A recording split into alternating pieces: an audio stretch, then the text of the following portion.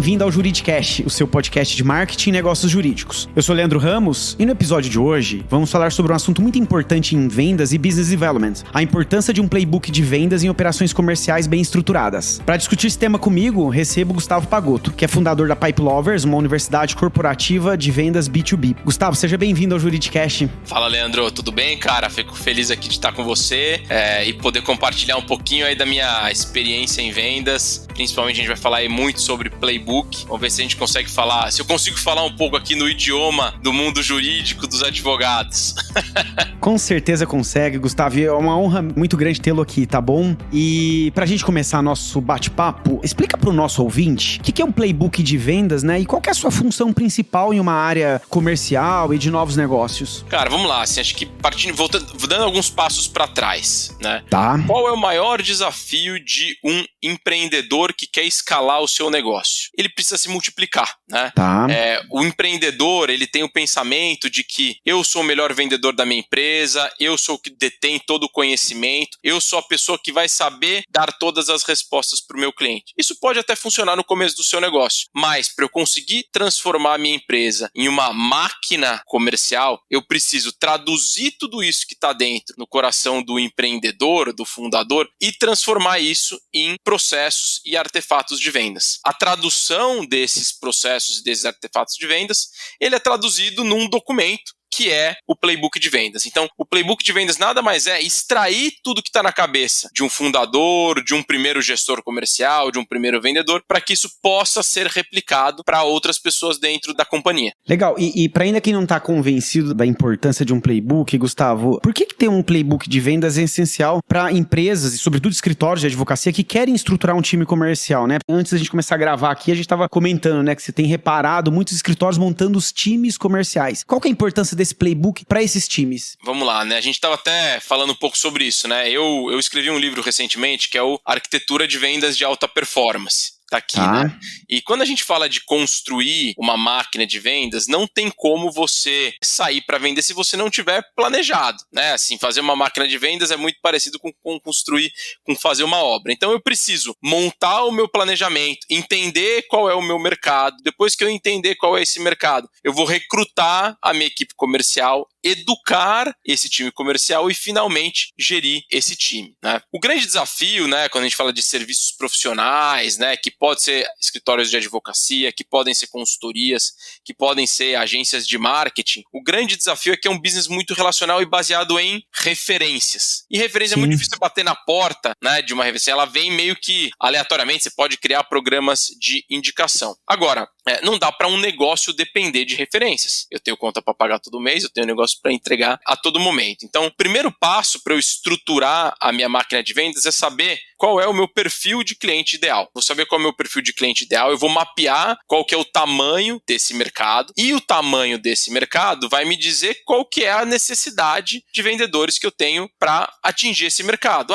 Quantas prospecções eu vou fazer, quantas reuniões, quantas propostas. Com esse estudo, eu vou conseguir dimensionar um tamanho da minha equipe. Agora, muito bem, descobri o tamanho do mercado, eu dimensionei o tamanho da minha equipe, eu vou entender qual que é a necessidade de conhecimento mínimo que eles precisam e eu vou contratar essas pessoas. Sempre que eu contrato um vendedor, eu gosto de dizer a seguinte frase: eu não confio em você até você estar pronto para eu confiar. Olha só. Porra, como assim, né? Como assim você me contratou para trabalhar na sua empresa e não confia em mim? Veja bem, essa pessoa não conhece o seu produto, o seu serviço, os seus clientes, os seus processos, os seus diferenciais, a sua forma de contornar objeções, os seus sistemas internos, não te conhece. É nesse ponto que entram dois elementos fundamentais. Um processo de onboarding, que é um treinamento inicial de tudo que essa pessoa precisa aprender para vender os seus produtos e serviços, e a ferramenta do playbook. O playbook nada mais é do que um guia vivo de tudo que aquele vendedor vai consumir no dia a dia. Então, se eu quero ter uma equipe de vendas que escale com velocidade, eu preciso ter isso documentado e atualizado para que o meu time siga um padrão. Não dá para eu ter um vendedor super-herói e um vendedor muito ruim. O ideal é que eu tenha uma padronização e uma mediana de pessoas aí dentro da estrutura de vendas. E no mundo jurídico, Gustavo, o vendedor super-herói é muitas vezes chamado de rainmaker, né? Que normalmente é aquele sócio que faz chover, que tem uma facilidade maior de vendas, né? E o que a gente nota é que quando, né, você não tem processos bem definidos, você fica muito dependente do rainmaker, né? E o que a gente tem notado é que algumas bancas, na ânsia de querer vender, às vezes até faz contratações laterais de sócios, tira o sócio de uma banca que tem facilidade de gerar no negócio e leva para outra, o que não é um problema, mas dificilmente a gente quer processos escaláveis, correto? Cara, você tocou num ponto que para mim é um dos maiores erros quando a gente fala de gestão de vendas. Você contratar um vendedor baseado na carteira de clientes que ele tem em outra empresa é um dos maiores erros que um gestor ou que um empreendedor pode fazer. Por quê? É tão simples quanto o seguinte, só você olhar, vamos imaginar que esse vendedor ou um sócio, né, no caso, ele tenha 10, 20, 30 clientes em outra casa. Ok. Cara, esse cliente já está sendo atendido por um outro escritório ou por essa outra empresa onde ele vendeu aquele serviço está sendo prestado, ele está satisfeito. Aí você vai lá e contrata um vendedor que vem com uma carteira, ele não consegue migrar todo o portfólio. Então se ele tiver 10, 20, 30 clientes, quantos que ele vai conseguir tombar? 10, 20, 30%? Né? É muito pouco você, ainda mais no segmento jurídico, você trazer um sócio, você dar a sociedade para alguém em prol de uma quantidade de clientes. Não, você precisa de um processo onde ele consiga te adicionar dezenas ou centenas de clientes ao longo de um período de 1, 2, 3, 5 anos. E na prática, essa carteira que as pessoas carregam, seja um sócio, seja um vendedor vindo de outra empresa, ela é finita, ela é limitada. Eu vendi um cliente lá na outra empresa. Então, esse é o maior erro que as empresas fazem. Ao invés de elas terem um processo de vender novos clientes, de prospectar, de gerar demanda, elas ficam fazendo esse rouba-monte achando que elas estão comprando relacionamento, estão comprando venda. E, na verdade, elas estão gastando uma bala de dinheiro e não vão conseguir traduzir isso em receita. Muitas vezes você não está comprando, você está alugando só, né? O cliente. E você está alugando muito caro, né? Porque Sim. Também da mesma forma, esse cliente que é suscetível a vir, cara, daqui a pouco ele pode ir embora também, né? Então você não está criando um negócio muito perene para sua organização. E Gustavo, avançando aqui no tema do playbook, a gente sabe que o playbook ele vai depender da forma como cada escritório realiza negócios, né? Mas por outro lado, quais são os elementos que você entende que são indispensáveis em um playbook de vendas eficaz? Vamos lá, cara. Um playbook de vendas, eu costumo dizer que ele é tão simples de escrever quanto a Bíblia, tá? Leva uns 2.000 anos, mais ou menos, tá? Ou seja, é um trabalho contínuo. É um trabalho contínuo, é um trabalho infinito, tá? Um playbook de vendas, ele nunca vai sair pronto, ele nunca vai sair perfeito de primeira vez. Quais são os primeiros passos para isso? Pensa que quando você traz uma nova pessoa para o time, você precisa dar para ela as orientações para que ela consiga fazer o trabalho dela. Se você for uma pessoa minimamente organizada, você vai ter alguns documentos, alguns links, alguns vídeos, alguns materiais, algumas certificações, eventualmente livros históricos, apresentações, e você vai colocar isso dentro de um cronograma, né? Isso vai ser utilizado dentro do processo de onboarding. Tá? Ao longo do tempo, conforme essa pessoa vai evoluindo dentro da organização, ela vai tendo perguntas sobre, eu tenho essa questão mais técnica, como que eu faço essa proposta, como que eu faturo, como que eu contorno essa objeção, como eu faço esse mapeamento de cliente, quais são os cases de sucesso que a gente tem, e essas são perguntas que você vai respondendo no dia a dia. Quando você tem poucos vendedores, você ainda não sabe muito bem, conforme a máquina vai crescendo, as perguntas são sempre as mesmas. Então, a minha recomendação aqui é que você estruture o playbook de vendas num material digital, tá? Ela pode ser numa ferramenta como Notion, né? Eu conheci recentemente uma ferramenta nova que se chama Linko, né? Que é Linko, que também te ajuda a montar modelos como esse. E você vai subindo componentes digitais ali dentro para que sejam de consulta. Quais são os principais conteúdos aí dentro do playbook de vendas? Apresentação completa da sua empresa, o histórico que ela fez, as principais conquistas, quem são os meus clientes, qual que é o meu perfil de cliente ideal, quem são os meus cases de sucesso, qual é o meu mercado, quem são os meus concorrentes, qual que é o tamanho do mercado, quais são questões de legislação, histórico, como que esse mercado evoluiu ao longo do tempo, qual que é o meu pitch comercial, quais são os meus materiais de vendas, quais são os artefatos comerciais que eu vou utilizar, quais são as ferramentas de contorno de objeções, também é muito importante ter isso dentro do playbook, quais são os processos, as ferramentas e os rituais que acontecem dentro da área de vendas, quais são certificações e documentos e contratos relevantes que vão estar ali dentro, quais são as métricas que um vendedor vai ter que executar no dia a dia, né? Quais são os rituais de gestão que acontecem ao longo do tempo e como que são as minhas metas, como eu acompanho essas metas e como que é calculada a remuneração variável, tá? Então, de maneira geral, essa é um pouco da estrutura que existe aí dentro de um playbook de vendas. Ou seja, é algo bastante vasto. E aí, Gustavo, pensando aqui, como é que se cria um playbook de vendas para o mercado tradicional, como o mercado jurídico, né? Que muitas vezes o conhecimento está no dia a dia ali de sócios mais sêniores, e como é que se cria isso e rompe essa barreira que muitas vezes existe? Honestamente, Leandro, eu acho que pro perfil do advogado não deveria ser um grande mistério. O advogado é um público que está acostumado a tratar com documentos, a escrever, Sim, a ler. Construir um playbook nada mais é do que parar e documentar aquilo que está sendo feito. Então vamos lá, quem são os clientes que a gente fechou? Vamos contar as historinhas de por que eles fecharam, quais eram as dores, com quem a gente conversou, quantas reuniões a gente fez, quais foram os argumentos que ajudaram a gente a fechar, normalmente quais são os empecilhos, os obstáculos, quanto tempo leva, quantas reuniões a gente faz para fechar um contrato, o que a gente faz na primeira reunião,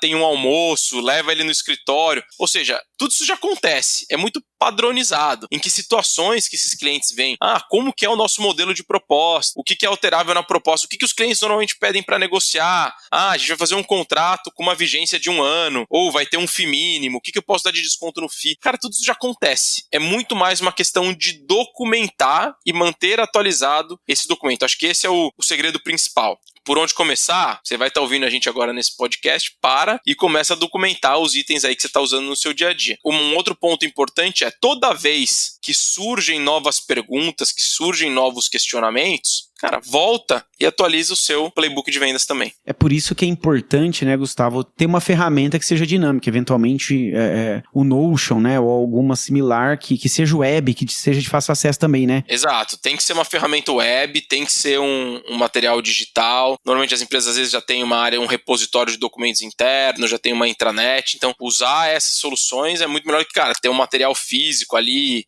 que o pessoal não vai encontrar, é melhor ter múltiplos links para onde as pessoas podem ir navegando para chegar nesse conteúdo. E Gustavo, como é que esse playbook de vendas ele pode reduzir na prática a dependência de talentos individuais no processo comercial de um escritório? Cara, vamos lá, assim, a gente não vai conseguir se livrar da dependência de talentos, né? Quando a gente fala de uma operação comercial, essencialmente a gente está falando de pessoas, né? Então, tá bem. Não é porque eu tenho um playbook, porque eu tenho um processo, porque eu tenho um CRM bem estruturado que eu posso ter recursos mais baratos. Na verdade, é o contrário. Quanto recursos cada vez mais qualificados eu tiver, maiores vão ser os meus contratos, maior vai ser a minha taxa de conversão, melhores serão os meus resultados. Tá? Qual que é o objetivo, o importante aqui? É que eu não dependa puramente do futebol arte, né? Estamos no Brasil, a gente sempre vem com as analogias futebolísticas, não dá pra dizer, toca a bola lá no Neymar, o Neymar vai tocar 3, 4 caras, vai vira, né? 3, 4 caras e ele se vira. Cara, não dá. Você precisa ter um esquema de jogo, né? Você precisa ter uma estratégia. Então, tá bom, pra gente fechar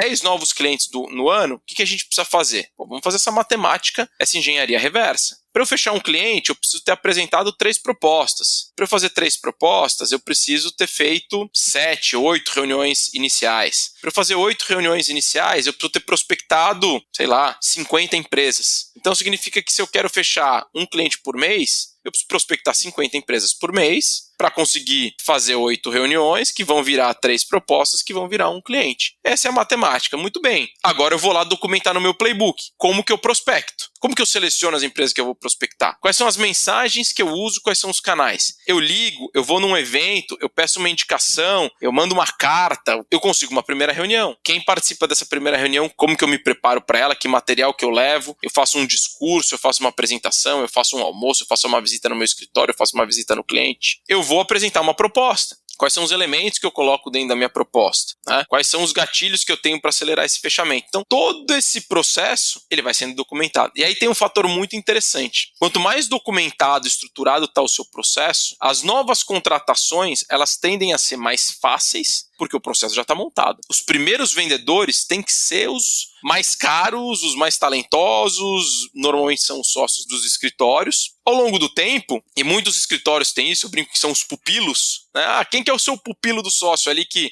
meio que faz tudo, né? Normalmente eles têm um pupilo, que dá um trabalho fazer vários pupilos. né? Com certeza. Então, ao longo do tempo, você já consegue contratar. Olha, veja bem, você chegou aqui para trabalhar no escritório, esse é o nosso processo comercial. Se você seguir isso aqui, a sua chance de sucesso é maior. E, obviamente, uma coisa que as pessoas subestimam é que leva de 4 a 6 meses para um vendedor estar totalmente produtivo na execução das suas atividades comerciais, né? Ele precisa completar alguns ciclos de vendas até ele entender todas as variáveis e ele passar por essas experiências e estar pronto para conseguir ser mais efetivo. E detalhe, né, Gustavo? Leva de 4 a 6 meses para ter essa chamada rampagem, né? Se ele for bem preparado, bem treinado e tiver um bom playbook. Porque se não tiver nenhum desse apoio aí, essa rampagem nunca vai acontecer eventualmente, né? É isso. Se você tiver um processo estruturado de onboarding em playbook, vai demorar de 4 a 6 meses para você conseguir ter um vendedor produzindo na sua capacidade máxima.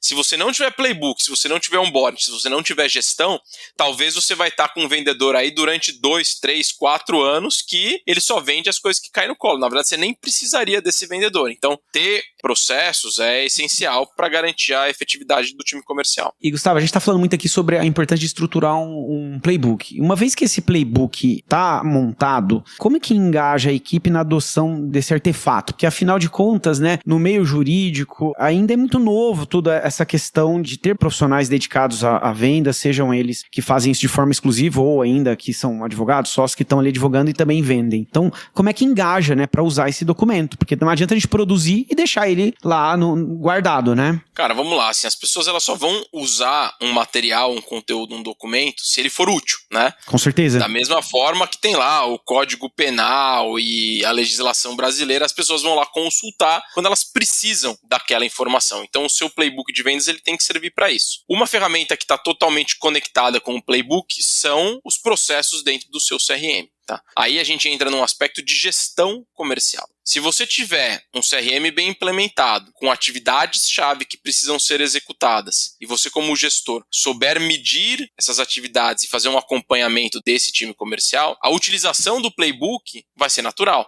né? Ele vai ser utilizado principalmente no onboard, na entrada desses vendedores. Pô, ninguém vai, depois de 1 ano na empresa, voltar lá no playbook, nossa, deixa eu ver como é que eu faço a apresentação institucional. Não, inclusive depois de 1 ano esse vendedor já criou o próprio modelo dele de fazer as suas apresentações institucionais, porque ele foi adaptando o discurso e ele viu uma coisa que funciona melhor, tá? Então, para você conseguir ter padronização no seu processo, precisa de CRM e gestão de atividades. Agora, um elemento importante, né, na verdade vou citar 2 aqui, o primeiro deles é você fazer roleplays, que são simulações de reuniões de vendas. Né? Tá. Nessas simulações de reuniões de vendas, você consegue ver se o discurso está alinhado com a realidade. Tá? Então, esse é um exercício. A recomendação é que o gestor e o vendedor façam isso numa recorrência, idealmente semanal, mas no pior cenário, a cada 15 dias, fazer uma simulação de uma reunião de vendas, né, para entender como isso vai funcionar. E com o advento da tecnologia, tem várias soluções. A gente usa aqui na Pipe Lovers uma ferramenta que se chama Meetrox, que ela grava as reuniões, ela transcreve essas reuniões e ela dá feedbacks para o vendedor de como ele pode evoluir, e isso vira inclusive insumo para o gestor para conseguir dar feedbacks. Então, usar tecnologia, usar a inteligência artificial, ele ajuda muito nesse processo de acompanhamento, né, do vendedor para dar os feedbacks e garantir que os processos e o padrão esteja de fato sendo seguido. Interessante. E, Gustavo, dentro do playbook, né, quais métricas e indicadores você recomenda incluir nesse documento para monitorar o sucesso do processo comercial das vendas no mercado jurídico? Vamos lá, para mim o primeiro estudo que precisa ser feito em relação a métricas, né, é você olhar para trás o histórico dentro da sua organização. Tá bem. Acho que a grande maioria dos escritórios não tem esses indicadores porque poucos escritórios têm um CRM implementado, tá? Mas o que você deveria essencialmente analisar? Quais são as suas taxas de conversão dentro do funil? Quantas primeiras abordagens eu faço, quantas primeiras reuniões, quantas propostas eu apresento e quanto eu fecho, tá? Uma vez que eu tiver claro essa minha taxa de conversão, eu vou projetar isso no volume, tá? Ok. Qual é meu objetivo de resultado? Ou eu posso fazer bottom-up ou top-down. Eu vou olhar, eu quero vender 100 clientes esse ano. Tá, para eu vender 100 clientes, faço a matemática reversa para ver quantas empresas eu tenho que prospectar. Ou eu vou fazer o contrário. eu tenho um recurso comercial. Qual que é a capacidade de execução desse recurso comercial, né? Então, isso se chama análise de capacity. Análise de capacity nada mais é eu olhar quanto que um recurso é capaz de executar. Se eu tiver especialização dentro do time, eu tenho pessoas que estão prospectando, que estão fechando vendas novas e que estão gerindo a carteira. Se eu tiver um vendedor que faz tudo, eu vou saber quanto ele consegue prospectar, quanto ele consegue fazer de follow-up, quanto ele consegue fazer de primeiras reuniões, quanto ele consegue fazer de propostas e quanto ele faz de fechamento. Quando eu mensuro essas atividades-chave e boto isso dentro do CRM, o gestor vai medir o quê? Ele já tem um objetivo de número de atividades que esse profissional precisa executar por semana. Tá? Então, essa para mim eu chamo de atividades de execução. Essas são as principais características aí de quem vai ter uma boa gestão, o principal controle. Naturalmente, isso vai mudando bastante ao longo do tempo, né? Então, você vai explicar no playbook quais são essas atividades, por que isso precisa ser logado dentro do CRM, né? Mas as metas, de fato, disso, elas vão se alterando ao longo dos períodos, com a evolução ao longo do tempo. E, Gustavo, você é um profissional muito experiente dentro do contexto de vendas B2B, né? Então, pela sua vivência, no seu entendimento, quais são os principais erros que as empresas cometem ao criar e implementar um playbook de vendas? Cara, acho que um dos erros maiores que eu vejo é que empresas que terceirizam a criação desse playbook, né? Tá. Vai lá, contrata uma consultoria, vem aqui e monta o meu playbook. Aí vem alguém, entrega um PowerPoint maravilhoso, né? Genérico. Às vezes nem é genérico, às vezes eu acho que tem empresas que fazem um ótimo trabalho de construção de playbook, tá? O problema é que esse playbook é entregue e ele não é implementado, tá? Perfeito. Então, a empresa tem que viver esse playbook, tem que ser um trabalho útil, não é um trabalho de conclusão de curso, tá. Não é uma tese de dissertação, um playbook... Não é pro forma, né? Não é pro forma, não é igual aquelas normativas de trabalho, né? Eu, no começo da minha carreira, trabalhei na indústria, tinha lá aqueles protocolos, aquelas normativas que você fazia lá por causa da ISO. Cara, não é, você não tem um playbook porque a ISO te mandou ter um playbook, não. Você tem um playbook porque você precisa sentar e discutir qual que é o melhor processo a ser feito dentro da sua organização. Então, acho que o maior erro é quando isso é terceirizado, isso vira um material pro forma, ele tá feito e ele fica ali desatualizado. Acho que a essência de um playbook, ele precisa ter um dono que vai cuidar desse playbook, vai manter ele atualizado e vai demandar com que as pessoas utilizem desse material. Tá, muito bom, Gustavo. Nosso papo tá muito bacana e a gente vai caminhando pro final. E como última pergunta, como que o uso de um playbook pode transformar a cultura comercial de um escritório, né, e torná-lo mais competitivo no mercado? Assim, como eu comentei anteriormente, né, assim, quando você documenta os seus processos, você começa a trazer as suas melhores práticas. Tá. O playbook, no final das contas, ele é uma grande bíblia de excelentes processos e de grandes histórias que vai sendo documentado para levar para as próximas safras de vendedores. Então, esse processo de documentar, de criar os seus processos, de implementar um CRM, de padronizar, ele vai elevando o nível de execução e qualidade da entrega com que o time está fazendo. Então, esse pode ser um momento inicial para que a empresa vai avançando e permitir com que ela escale. Não existem operações de vendas, né? As maiores forças de vendas do mundo, elas têm playbooks muito claros e muito bem definidos, né? Então, se você que está ouvindo a gente tem um escritório que é você que faz as vendas e só você é capaz de fazer isso, então eu espero que você não goste muito de tirar férias e nem queira se aposentar em nenhum momento, porque se você não tiver mais aí, quem é que vai fazer as vendas por você, né? Eu comecei a minha empresa faz 3 anos e a minha maior preocupação desde o dia 0 é como é que essa empresa vende sem depender de mim. Essa deveria ser a preocupação de qualquer dono ou sócio de um escritório. Como é que eu consigo vender, consigo crescer o meu negócio sem isso necessariamente depender de mim. Eu acho esse um bom ponto, né, Gustavo? Porque também como empreendedor, penso que se a empresa não vende sem o fundador, você acaba como fundador virando funcionário de si mesmo, né? Você vira um afundador. Com certeza. É um desafio que enfim, tá presente para todos os empreendedores, né? Sobretudo de professional services, né? Que é o contexto do mercado jurídico. Exatamente. Muito bom, Gustavo. Eu agradeço imensamente a sua participação aqui no Juridicast. Foi um prazer tê-lo aqui com a gente, tá bom? Prazer foi todo meu, cara. Queria aproveitar aqui para deixar os meus contatos. Quem quiser acompanhar meus conteúdos, eu produzo muita coisa no LinkedIn, tá lá como Gustavo Pagotto. Quem quiser me seguir ali também no Instagram, é @gupagotto. E lá também vocês conseguem se comunicar diretamente comigo, conhecer mais sobre a Pipe Lovers, que é a minha empresa. Vai ser um prazer poder ajudar vocês aí eventualmente. Obrigado.